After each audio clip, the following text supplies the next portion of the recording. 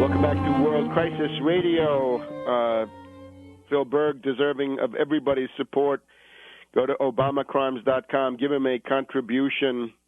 This is the leading front. You can see this Oli Tates, completely incompetent, flailing and indeed veering into these areas of malpractice. Therefore, stick with Berg. And that's ObamaCrimes.com. Don't get demoralized. The failures of the Oli Tates cases have nothing to do with the merits, but simply the ineptitude and the bungling of Oli Tates. Now, let's look at the Polish missile crisis, right? The big news this past week is that Obama has decided not to install the Bush version of a missile shield in Poland. That was going to be 10 interceptors in silos in northern Poland, backed up by a radar in the Czech Republic and other sensors. The other sensors would have reached rather deep into the Baltic states, according to quite a few reports. Now, Obama says he's not going to do that.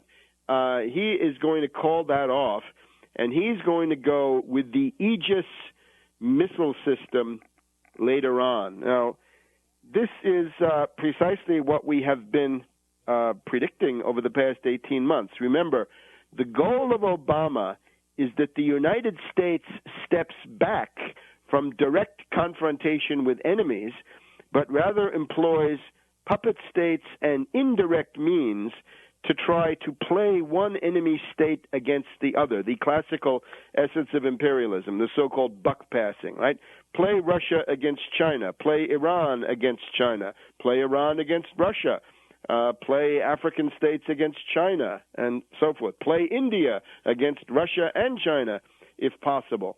This is the new look. Now, therefore, play Georgia against Russia. That's another version of this. The problem is when you're dealing with something as small as Georgia, it's pretty clear who's behind it. So the U.S. is now crawling all over Georgia. This is not a good thing. But the novelty now is that instead of having a limited number, so-called 10 missiles, and nobody knows what kind of missiles they would be, those could be first strike missiles. There's no inspection of those missiles, so those could be pointed directly at Moscow. The Russian objection was that these so-called anti-missile missiles, ABM missiles or missile shield operations, this was a thinly disguised version of a first strike strategy, meaning the U.S. would pull a surprise sneak attack on Russia, and then the Russian retaliatory second strike would be suppressed with the help of these 10 missiles. And, of course, who's going to guarantee that they were 10? The new version now depends on the Aegis cruisers and Aegis destroyers of the Navy. And instead of being 10, it's going to be dozens, and it might get up to hundreds. These would be, since the cover story offered by the U.S. is that it's directed against Iran. It's Iran. Now, they say, the Iranian ICBMs, intercontinental ballistic missiles, are not going forward on the fast track. The Iranians are going more into short-range ballistic missiles, medium-range ballistic missiles, maybe even intermediate-range ballistic missiles. So therefore, you've got to defend against that. You can look at the 1,200-mile range of the Iranian Sajil-2 missile, S-A-J-I-L. The Sajil-2 with a 1,200-mile range can reach into Ukraine, into Moldova, into Romania, Bulgaria, Greece, Turkey, Saudi Arabia, Egypt, into India, Pakistan, Afghanistan, China, Kazakhstan, and deep into Russia, almost to Moscow. All of southern Russia is in the range of this missile. So they say, no, we're not going to put these things into Poland. We're going to put Aegis cruisers in the eastern Mediterranean, Who knows if they won't put them in the Black Sea, because that would make sense too. Caspian Sea you can't get to, at least under any known system. But these are waterborne vectors for these anti-missile missiles. It's going to be the Standard Missile Mark III, short-range interceptor missiles. It looks like the Poles get a Patriot missile battalion as a short-term consolation prize. Now, the problem with this is the following. The numbers are completely open-ended. So it's not just 10, it's gone to dozens. So it's far more. They don't seem to involve Russia directly at this point. But here's the idea. The current deployment, the thing that Obama has announced, is Aegis missiles on cruisers, destroyers, and other ships that will be complete by 2011.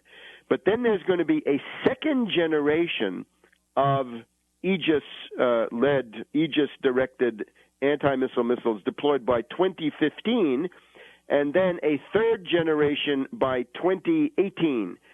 And those could be extremely capable. Those could, and are intended to be, quite frankly, designed to protect both Europe and the United States against short-range, intermediate-range, IRBMs, already quite robust, and eventually against intercontinental ballistic missiles by 2018. So that's the third phase. Now, the principal Russian objection is voiced by Major General Vladimir Dvorkin. He is the distinguished Russian military man, former chief of the Research Institute of the Red Army for Nuclear Strategy. He says that the reconfigured U.S. system could still be directed against Russia, and I quote Major General Vladimir Dvorkin, who says, quote, "Everything depends on the scale of such a system," he says to Interfax. "If it comprises a multitude of facilities, including a space echelon, it may threaten the Russian potential for nuclear deterrence." Now, other than that, the Russian response is positive. Medvedev says this creates good conditions for working with the United States. Medvedev takes note of Obama's responsible attitude. We will have to conduct substantial expert consultations on this, and we will do so.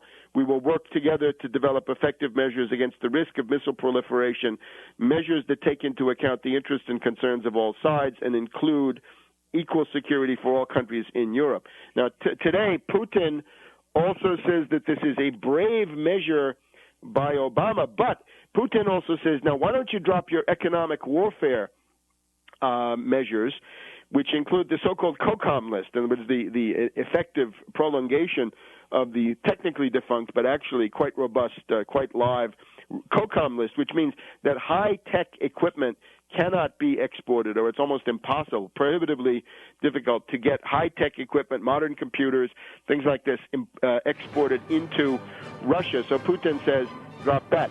The idea is this is appeasement, but why? The goal, of course, is to turn Russia against Iran, as we will show you in the next segment.